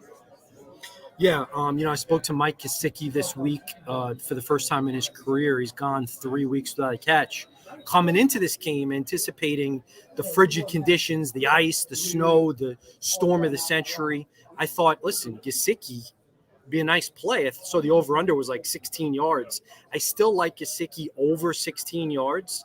Coming in, I thought that the passing numbers and the receiving numbers for Tyreek Hill and Tua were a little bit high when I was looking at some of the what do they call that? The Bees, what do they call it when you have the game day special? What is that called? Like the how many over under yards? Prop bet? Prop bets. Oh, prop bets. Yeah. Adam Beasley is an expert in this area. Me, not so much. Yes. Well, okay. All right. Let's see if they can get Gesicki involved. Yeah. The thing that I don't understand is he is a weapon. And if you're an offensive mind, can't you find a way to include a guy that is a big target and can make any quarterback's life just a little easier? You know what I mean? But today, here's what I think it is. I think Tyreek Hill is option 1A and 1B. Jalen Waddle is option 1C and 2C and 2D. And then Gesicki is like so far off the radar. I know. It's hard to get to him. Sherfield is 3E and 3F. You know what I'm saying? But you should use Sherfield. Look, you see what the Bills did. They're injecting Cole Beasley back into their lineup. And why? Because they need Scratch today. Oh, but really? Yes. Beasley scratch, right? He's not Adam Beasley. Oh, correction. You're right. Cole Beasley is active. Right. So yeah, they've injected him into the lineup. And so now they've got their possession guy that they need to help move the chains. And for me, Trent Sherfield he can actually make some big plays for you too. But Sherfield, I would love to use him as that guy also, kind of a safety valve, for you. He should be involved a little bit more, Joe. So considering that the weather has become a non-factor, do you think that is actually an advantage or a disadvantage? Because all week we went in thinking, all right, it's going to slow down the Bills' offense, slow down Stephon Diggs, and now it's like this is totally different than what we expected. Joe, I wouldn't call anything an advantage. You're playing on a short week, you're traveling, you're on the road, you're in a hostile situation. They're tired. So it can't be an advantage. What it is it's just one less hurdle that you have now, in other words. That's all it is. Because you're on the road. It's still a short week. You're still in a hostile situation. You're still playing a hell of a team. So the good thing is it got a little easier to try to accomplish this. That's what one thing I thought of is that if it does snow in the second half, so let's say it starts to snow at halftime and you get 6 inches on the ground in the middle of the fourth quarter, the Dolphins didn't have the opportunity to test out these trunk loads of cleats that they brought. They were going to practice with the various cleats and figure out which ones they liked in the pregame. Don't get a chance to do that. I had about, I had about 8 to 10 years of driving experience in the snow. And some of these young fellas on the beat, they've never driven in snow. The David Feronises of the world, the Daniel Ufusis. All right. And so they had a lot of questions. Hey, what do we do? How fast can I drive? Do I got to wipe, use the snow brush? So what I'm saying is if the snow does come into play, it might freak some of these guys out. I don't mean Ufusi and Feronis. I mean the Dolphins. No, I know you guys are all flustered already. I mean, that's already, that's already part of the game for the rest of the meteors there. You know what I mean? So I get that. How did you see my photo? That's me. That's me before the game. You see that? I wish you would have sent it to us because we would have put it up on the thing. Next time, send it to me. You guys have a fancier production than something I would put together. I get it. Okay, so how would you attack this Buffalo defense? Oh, boy. All right. Well, you have to imagine, Big O, that the Bills are going to use some of the strategies that the Chargers used in the last game, where they used that inside leverage to try to take away the middle of the field. And especially coming into this game, thinking it was going to be windy and snowy, all that false advertising. And so they were going to try to take away the middle of the field, the short throws. And so maybe you kind of flip the script on them and try to go with a combination of deep go routes to the Tyreek Hills and Jalen Waddles of the world, combined with a bunch of passes to the running backs. And that would be a little bit of Mostert, but also let's get Ahmed and Gaskin involved, as well as some quick outs to Mike Gesicki and some option routes to Mike Gesicki. I like the over. I'm not a gambler, all right? 3 straight games, 0 catches. I like Mike Gesicki to have more than the 16 yards that I've seen out there. So you think he's going to be – I listen, red zone, he would be one of my fade options, dude. You know what I mean? And Tua's already – he's only been third down in red zone, but how about getting him involved a little bit in the middle of the field, you know? I agree. I have no problem. The quick outs, but I'm saying if you're going to use him limited, at least red zone, bro, where he could make an enormous, impact for you. That's what I would do with him. It's just amazing that they don't use him, at all. So, how healthy is Waddle? Because he was dealing with the ankles. I think he's okay. They activated Braylon Sanders for special teams and as an emergency replacement if there's any problems with Waddle or Tyreek Hill, because Sanders is a speed guy, the undrafted rookie. I think they're okay. I don't know. I think the Dolphins' best chance in this game is to attack the interior of the Bills' offensive line. I've seen the guards get abused in some games this year, and I think it's really important that Christian Wilkins and Zach Sealer and Jalen Phillips, when he sometimes lines up on third down over the guard, that they destroy the Bills' guards, because they don't have a lot of weaknesses, but that's a weakness right there. How concerned should the Dolphin Nation be about Teron Armstead, hearing that he now has a knee to go along with the peck and the toe? Listen, Teron Armstead with a knee, a peck, and a toe is better than Greg Little or anybody else you're going to trot out there. Eric Fisher, who hasn't played in more than a year. Listen, he had one bad play last week. I did not do the tape, don't lie. Wasn't feeling up to it, but I know he had, one bad play. But I don't think the tape was terrible. So, he's not going to be the player that he is healthy, but, good enough. Novon Miller helps, right? Yes, definitely. How far are you from the field is the press box? You guys far as hell? No, we're kind of in one of the end zones. The Bills are wearing their all red uniforms, which I really don't like at all. Red jerseys and red pants. Don't like that. The Dolphins Dolphins go with the white pants and white shirts. This reminds me of the what do they call it? The color rush. I never liked that color rush. So people were asking, is this a disadvantage for the Dolphins? Because they're in the snow and then they're all white. Yeah, but there's no snow. Okay, but there's no snow. If it does snow. But if it does snow, right? But then again, is it also an advantage when you're on defense because you've got the invisible men playing defense? See, it's kind of like the polar bear in the snowstorm. You know what I'm saying? Very underrated, underdiscussed element to this game.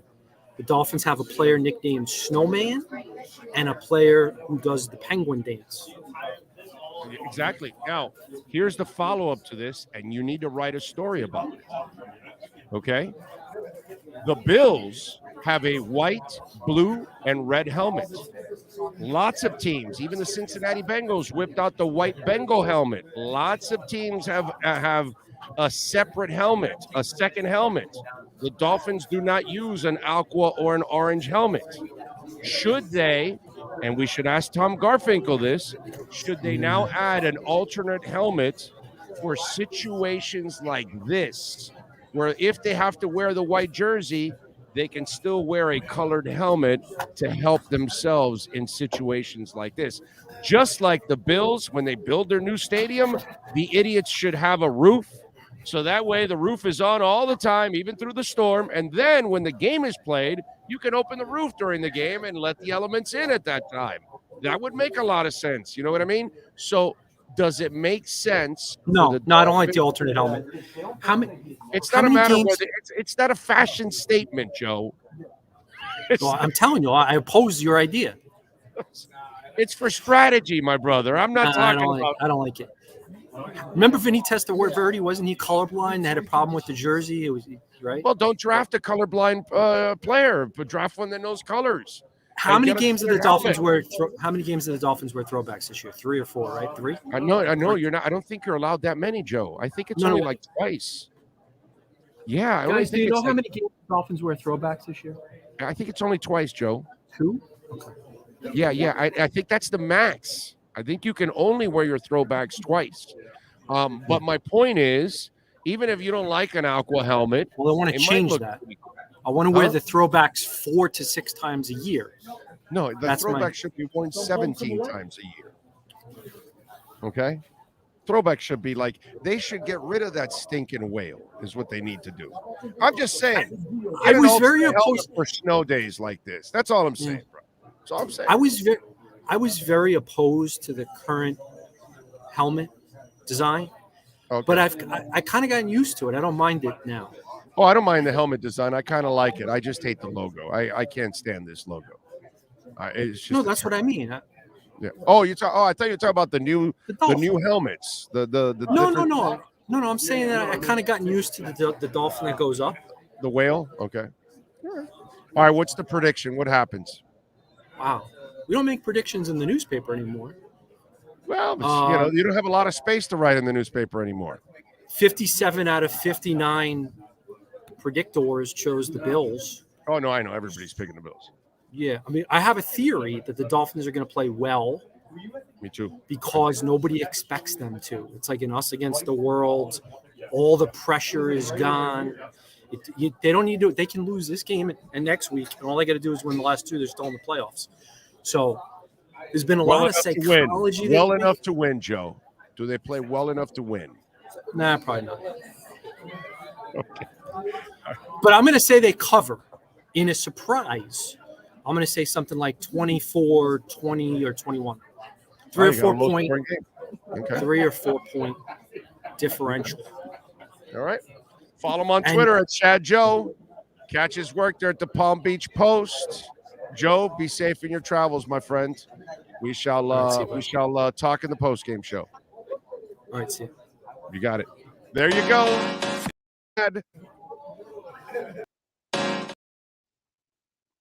Bam. This has been the Hijinks Sports Grill Miami Dolphins Report with Joe Shad. This report is brought to you by Hijinks Sports Grill in Boca at 133 Southeast Meisner Boulevard. Enjoy happy hour from 4 to 7 p.m. Reserve a VIP table online and receive 1 free sparkling wine. Follow them on Instagram at Hijinks Sports Grill. I mean, I think it makes sense. I do. I'm sorry. I think an alternate helmet on a day like today. Okay, it's not snowing. They got a little lucky here that there isn't snow. But if you're in a game full of snow and you got a white helmet and white jersey and white pants, dude, come on. I mean, what, you're going to get your orange socks or aqua socks? Is that really what's going to put you over the top? So you get an orange helmet and wear orange gloves too. I'm just saying, although all white, like I said, on defense, it might be a little bit of an advantage. Make sure you wear everything as white as possible when you're on defense, man. You want to hide in that snow as much as possible. It's a beautiful thing. Oh, man. I'm just saying, it's kind of interesting because I thought about it, and you look around the league, outside of what, maybe the Packers, the Steelers, there aren't a lot of teams that don't have like an alternate helmet. You know what I'm saying? There's a few that don't. And it behooves you that if you're, stuck listen, if your helmet is colored and it's the only one you have, then you're good because you're still going to stand out in the snow. But if your only helmet happens to be white, well, that may not stand out in the snow the same way. Anyway, all right. I think Alan Poupart's ready. I'm not sure. I think so. I know he was there in the queue, ready to go. He is stepping into the batter's box. So let's go to our EJDconstruction.com pregame report with, of course, the one and only Alan Poupart. Dolphins fans, time to get insight on your favorite team with your favorite reporter with an Expos hat.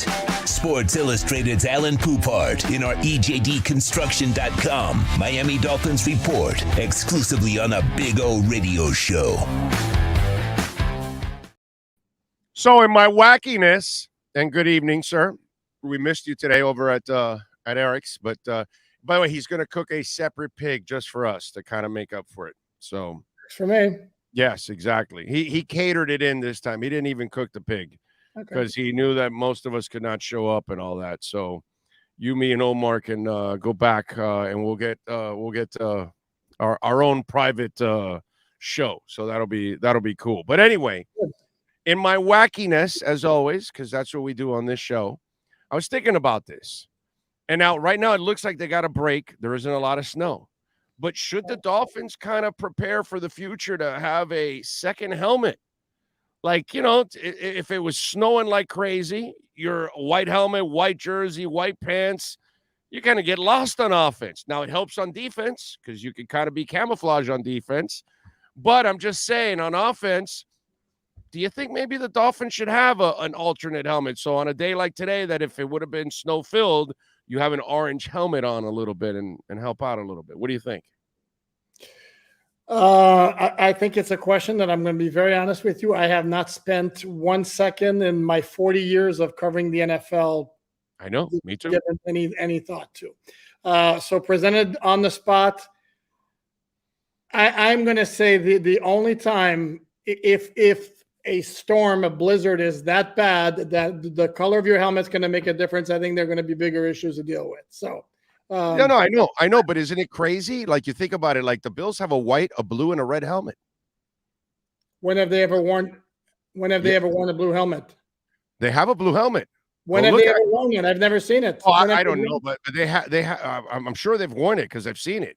I'm sure they've worn the blue with I've seen the red, but they haven't worn the red. The red and the white are the more common one, but they even have a blue. Okay, but they have obviously two. You know what I'm saying?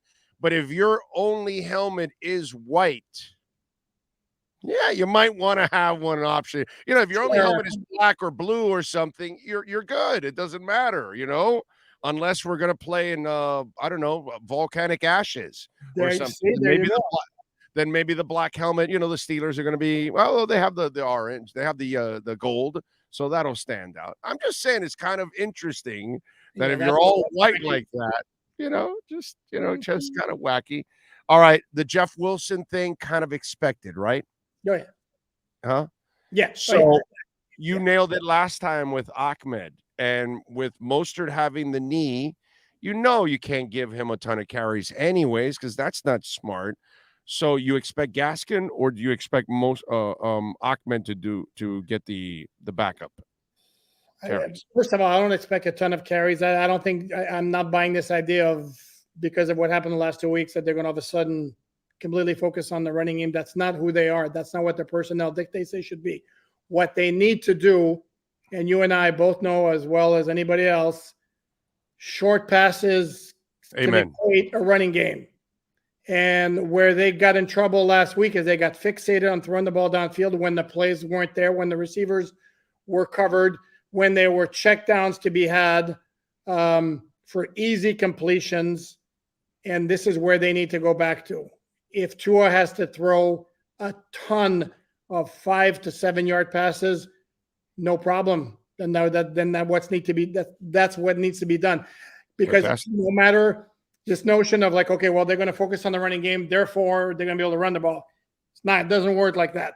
I don't know that they're going to have a ton of success running the ball against the Bills, even if they wanted to focus on that. to me, their money needs to be made through the passing game, but don't be stubborn and throw shorter than you did last week. Yeah, no, I'm with you there. I mean, dude, short passing game, but I do say that you gotta run some, bro.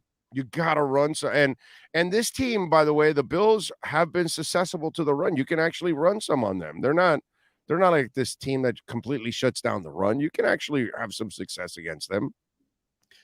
I'd have to look at the stats. I know they're not near the top, but I don't think that's not where the Dolphins are going to make their money. And no, I'm not talking about chucking it 50 times and running 5 times. I understand that. And my point is, don't be stubborn. If you try to establish the run and it's not working, don't keep going at it for the sake of, well, we got to establish the run.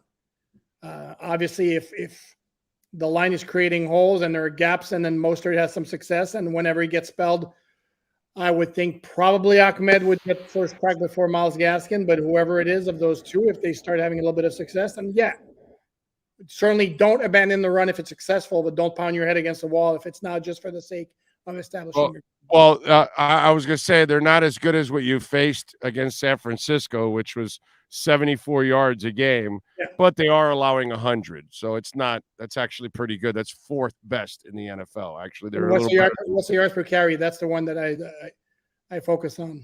Let me see. I got yards per game. I have to look up yards per carry. No, and let's also not forget that they faced Houston, which was horrible against the run statistically. The Chargers horrible against the run statistically, and didn't have big games on the ground against either team. So right, yeah. No, I know, but I would like for you to use the run game a little bit more than what you did last week, because you completely abandoned it. I think you've got to support your quarterback a little bit more with the run game and chew up the clock some too. You know what I mean? But again, here's where you're right. If it's not who you are and you're not having success, then you're wasting downs. Mm-hmm. So I understand what you're saying. But if somehow you can find some kind of success here, I think you should at least try to run, man.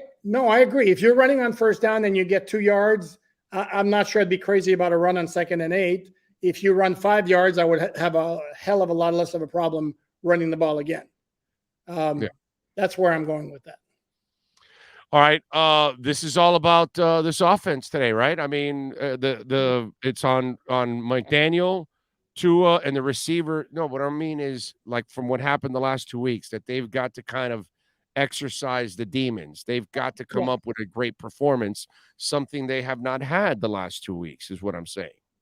I'm shaking my head, because to me, if they win this game, they win this game because they take the ball away. That's, to me, that's the recipe for winning this game. So I'm sorry. That would be nice. That would be nice, but let me use your line. That's not who they are. They had a big strip sack but it's not who they are. That got him the ball at the 6-yard line in the game when they played the Buffalo in week 3. I get it, but it's not who they are. Not necessarily. That's who they were last year when they were better on defense, and that's, again, it's not like they haven't done it. They were better in the secondary. Their top guy was healthy. You know, it's a whole different secondary now. That's, it changes everything that you do, my brother. That's why. But that's not the matchup that they can win on. The matchup they can win with their defense against the Buffalo offense is taking advantage of the Buffalo offensive line, which is not a great offensive line. It's hilarious because I want them to run when you think they're not a running team, and then you want them to take away the ball when they are not that team either. Does that mean you don't want them to take away the ball? No, I want them to do both. I want to run. I want to take away the ball, but, that's something that they don't do well, bro. No, I understand that. And then I'm not saying that it's going to happen. I'm saying, to me, that's their recipe for success. And if you look at all their losses, a common denominator is they don't get takeaways when they lose. Yes. So they need to do that. And obviously, if the offense can go back to having a 24, 27, 30-point game, then obviously the need to create turnovers on defense obviously lessens. I'm not sure that they're going to have that kind of success. Buffalo has a damn good defense. A lot better than the Chargers last week. Did you see Warren Sharp's video this week? I thought that was... I did not. He did a great job, man. Like, the last 2 weeks, they're the only team that's been averaging 12 yards of air ball in their first down. Like the deepest in the NFL is like a team at 9 yards. You know, everybody's yes, I did see everybody's in the 6 to 9 area, and then Miami's gotten to the 12. And I think he got a little cocky. I think he's been so used to his offense being so successful, he kept pushing the envelope. Then people kept catching up to him. And then this is what I was going to tell you, and it follows up to your short throws thing.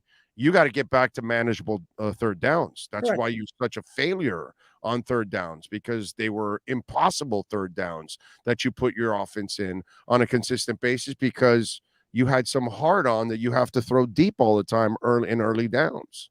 Yeah, but as you and I talked about early in the week, is against San Francisco, the throws were there to be had down the field against the Chargers. Oh, yes, yes. Again, yes. The Chargers, and this is where Tua got stubborn.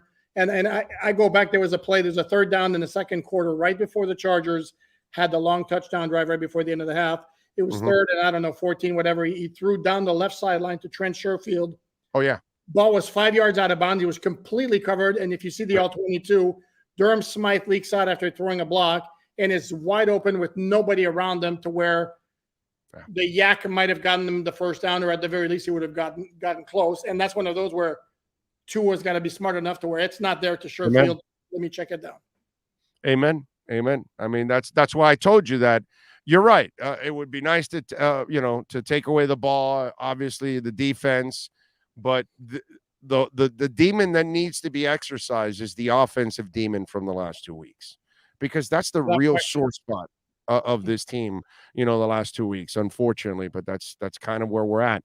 You look at the line right now. Is Fisher ready to play, Alan? Because you've got, God bless him, dude. He's playing with a pec, he's playing with a toe, and now he's playing with a knee injury. So you got to be concerned about that. No, there's no question you got to be concerned about it. But the guy's a gamer, and even Fisher's if he plays, ready. Fisher's ready. I don't see any. I mean, I'm not. We don't watch practice beyond the warm up period. It's been 2 weeks of practice now. I'd be very surprised if he wasn't ready to play. I certainly wouldn't start him at left tackle, even if he is ready to play. Now, if he started at right tackle, I wouldn't be surprised, and I would have no issue with that. Again, they're the ones who are going to see what he looks like, if he's Eric Fisher from Kansas City or he's Eric Fisher from the Colts, who kind of had a down year last year. And if that's the guy the Dolphins have, then he becomes a good backup swing tackle. And then you just leave Brandon Shell in there, and then Fisher becomes your emergency if Armstead doesn't hold up. But I think if Armstead can go, you got to play him. All right. Breaking it down. How do you attack this defense if you're Miami? You talked about the short passes. Anything else that you would use? That's exactly what I would use. Short passes. Outside. A lot of outside stuff. That's not what they do. I mean, what they've had a lot of success with is Tyreek sprinting down the field at about 10 yards, turning around at the number. They've had a lot of success with that, with him and with Waddle. Short crossers. That's what I mean. Short stuff on the outsides, not so much in the middle of the field where you can get your guys on the open field, because they back up from these guys. They give them space, so. Right. You may like screens and stuff like that. Right. You can get a quick slant. What you're not going to get is like the 20-yard deep end that they feasted on for so long during the season. I think we have to accept that those are going to be few and far between the rest of the way. Yeah, that people are adjusting, bro. So that's the thing. You got to now counter, and we got to see if Mac can actually counter. All right. What's the prediction for tonight? Yeah, my prediction I went with. Look, it's a bitch of an ass for the Dolphins here. Third straight game on the road. It's a short week. Buffalo, if we're going to be honest, is a better team. I think they can make it interesting, and they certainly can win if things go right. But I predicted 22-16 for the Bills. Okay. All right, there you go. Don't forget, you got to bookmark alldolphins.com on Sports Illustrated, because Mr. Poupart there is writing about 47 stories a day, so you can keep updated on everything going on with the Miami Dolphins. Alan, enjoy the game, my friend. We will talk on Monday. will do. And I will close with this because I wrote this today, that even though I don't expect them to win, and I'm certainly like in a large group, if they do win, considering the circumstances, I would venture to say would be one of the most, no, it would be the most significant win for this team, this franchise, in a long, long time. I'm talking years, if not decades. Amen to that, bro. Amen to that. And it'll make you forget about what happened the last 2 weeks. Big time. It'll make you feel really good about the next 3 games.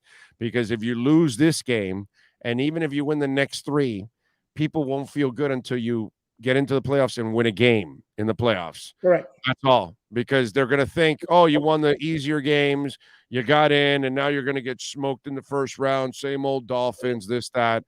There's a lot riding here, bro. You got to have a hell of a performance tonight. No, big time. And how's this for a stat? Let me leave you with this. That's included in my story. If they win tonight, will be the first time since 2003 that they will sweep the defending AFC East champions. Wow. Be impressive. Yep, it would be. Would be really nice. All right, follow him on Twitter at Poupart NFL and catch all of his work there at alldolphins.com. Thank you, sir. Appreciate you. We'll talk to you on Monday. Sounds like a plan. You be good. You got it. You be good, my brother. There you go. Alan Poupart and our EJDconstruction.com Miami Dolphins pregame show. You've been listening to the EJDconstruction.com Miami Dolphins report with Sports Illustrated's Alan Poupart. For additions, home remodeling, and custom work, call Eric at 305-433-4843. EJDconstruction.com is your custom home builder and general contractor you can trust. 305-433-4843. Folks, don't forget Cutter's Edge Pro, a great sponsor of ours. William, Mike, call them. Make sure you get on the phone and you call them because it can change the value of your home immediately. When we talk about Cutter's Edge Pro, 954-472-0622. Keep it on your cell phone. Save it on the cell phone right there. And listen, if you have a business, they actually have not only change a lot of businesses out there by giving them an incredible different look and the value goes up, but they also maintain. That's the other thing that they do. They are your total landscape solution. They maintain medium to large HOAs, condominiums, corporate parks, large commercial building complexes in Dade, Broward, and Palm Beach counties. So it's not just your home. And listen, for your home, I got to tell you, man, we've been working on the yard the last couple of days. And the last couple of weeks, every time I go out to my backyard, I just feel like I have an oasis now. I feel like I have my own little area that I can hang out with my family, with my dogs, and just have a really good time, whether it's cooking out in the grill, whether it's sitting down and relaxing, watching a little TV, whether it's, putting on the green. There's so many things to do, and artificial turf. Okay, we could talk about it, installing all kinds of trees. If you want to hedge as a fence for your yard, wow, sorry, Alarmo. Whatever it is you want to do, they can completely transform your front yard, your backyard, and you'll be the talk of your neighborhood. Okay, I'm telling you, because in our cul-de-sac, as they say, we are the first house when you drive into the cul-de-sac, and now our neighbors are constantly telling us, "Hey, wow, what an amazing job. It's a pleasure to drive into the cul-de-sac, and you guys are opening it up with your home. And we got this big, giant, beautiful palm tree in the middle of it that is just absolutely gorgeous. It changes everything. Landscaping, outdoor lighting, irrigation, you name it. And the artificial grass. I love it. Easy to maintain, saves you thousands in the long run because you're not watering the lawn all the time. You're never cutting the grass. And the best part is the dogs aren't bringing any dirt or any mud or anything inside the house. It is super clean. And they also put this little white sand inside that cuts the temperature in half so it never overheats. So that way the dogs can roll around. My little Ollie loves to roll around all over, and he never has an issue. So check it out. Call my great people there at Cutter's Edge, 954-472-0622. Tell them that Big O sent you. Tell them that whether you ask for Will or Mike, tell them that Big O sent you. I promise you they're going to take care of you. Tomorrow at noon is their show on WIOD. So if you're in Dade, Broward, or Palm Beach counties, check it out at WIOD. And if you're looking to completely change your home or your business, please call my friends at cuttersedgepro.com. All right. By the way, the Browns ended up winning that boring-ass game against the Ravens. I mean, listen, 13-3 was the final. Deshaun Watson was a marvelous 18 of 28 for 161 yards and 1 touchdown. Tyler Huntley had 138 yards and an interception. J.K. Dobbins with 125 yards, no touchdowns. Nick Chubb, 21 rushes, 99 yards. And Njoku, by the way, 3 for 28 for you fans out there. I got to give a little love to KJ Osborne. KJ Osborne had himself one hell of a game. 10 catches for 157 yards and a touchdown for the Vikings in that win. That's pretty cool, man. KJ Osborne, man, that was pretty awesome. Pretty awesome. And good to see that young man, have success. So it's all good. It's all good in the hood. All right. Solo D always likes to get us ready for a little Miami Dolphins action. And I got to tell you something. I think this might be it's hard to say that about Solo D because he has so many that are classics and are awesome. But I got to tell you, the whole theme, the sound of this rap and the words that went with it and everything, the flow, it's just the chemistry, it was so good. Solo D, I just want you to know, my brother, just major admiration for you and what you do every week for the Dolphin Nation. So let's get ready for a little Dolphins and Bills. Let's get a little jacked for the Dolphins and Bills. Solo D, ready. Solo D. My Phinz made me loco. Just took another L, we like, oh no. Gotta play Buffalo in the snow. We gon' hit Josh Allen with the Zoclo. We be throwing up foes in the photos. It's just another vibe with Solo. Took 2 L's out of Cali, it was bad. The Golden State didn't give us no gold in the bag. The game was still close, so close you could grab. We definitely ain't ball, but the referees was frauds. I'm questioning they calls, they play too damn much. They turned the football into 2-hand touch. Props to they did, they had the crew jammed up. But Tyreek Hill was MC Hammer, he said you can't touch this. Offensive scheme look busted, but it's Matt D's plan and we trust it. It's a battle out in Buffalo, we got war, time to open up. No more locked doors. Playoffs on the line, I mean every game counts. Cooking Buffalo from the bars to the house. Playoffs on the line, I mean every game counts. Cooking Buffalo from the bars to the house. My Phinz made me loco. Just took another L, we like, oh no. Gotta play Buffalo in the snow. We gon' hit Josh Allen with the Zoclo. We be throwing up foes in the photos.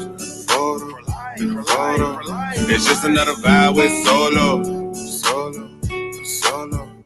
Who that? Solo D. Solo D.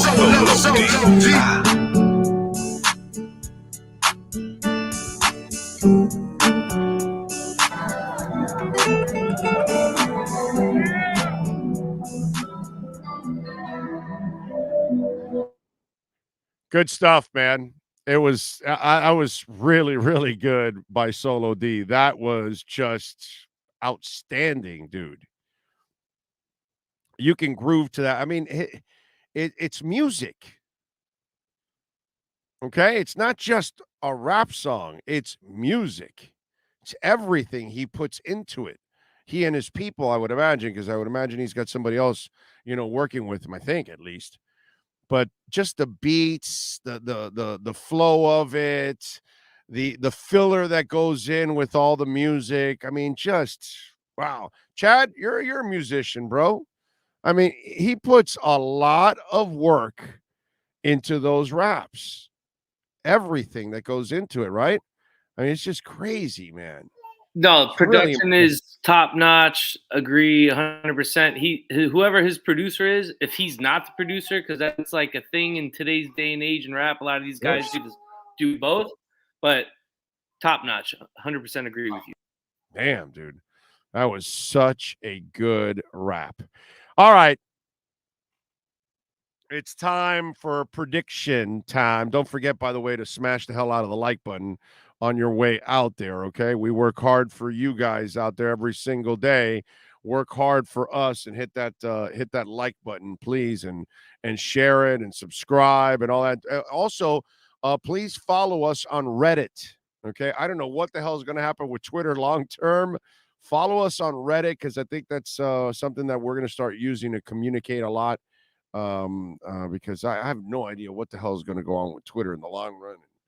Elon's got a lot of issues, brother, no matter how much money he's got. But anyway, we got a big game tonight. The Buffalo Bills are favored by 7. The over and under is 43. Miami is plus 285 on the money line. The Bills are minus 345 on the money line. This is one of those games that I get it. Everything is stacked up against them. There's a lot of FUD out there. There's a lot of fear, uncertainty, and doubt. That's what FUD stands for in the financial world, right? Well, that's what's going on in our football life right now with the Dolphins. A lot of you think it's the same old Dolphins, and I don't blame you for thinking that, even though I disagree, but maybe I'm wrong, okay? I believe in Tua. Maybe I'm wrong, okay? But I believe in McDaniel. And while he had a terrible week last week, and I believe in Tua, and he's played bad, and lots of quarterbacks have good streaks, and they have some bad streaks. Now, those bad streaks for good quarterbacks are very short. They're short-lived. Bad quarterbacks, well, they last a while, and then that's what makes them what they are. I believe Tua is one hell of a quarterback. And I think he is going to come in focused, and he's going to do the right thing. He's a smart guy, man. He gets it. He adjusts to it. He takes the coaching. He understands mistakes. And while he is hard-headed, okay, and he will fight to the end, and he will sacrifice his body to an irresponsible extreme at times, I believe that he's going to fight through all of this. And I believe he's going to have a hell of a performance. And guess what? I'm going to get on the crazy train, okay? I'm going with Ozzy Osbourne, and I'm getting on the crazy train. And I'm going to say that the Miami Dolphins are going to shock the world tonight. Tonight, they're going to show up. Tonight, they're going to play a hell of a game, and they're going to pull one out for the Dolphin Nation. And they're going to win 31-27. In Buffalo, and hopefully get some of you back onto the bandwagon, and maybe we might get a couple of you to believe in Tua again, but that's what it's going to take. Yes, you can if you want, you can do it right here, right? You want to give it to me? Go ahead. Blind ass fan alert! Look out, everyone! We've got a blind ass fan coming through.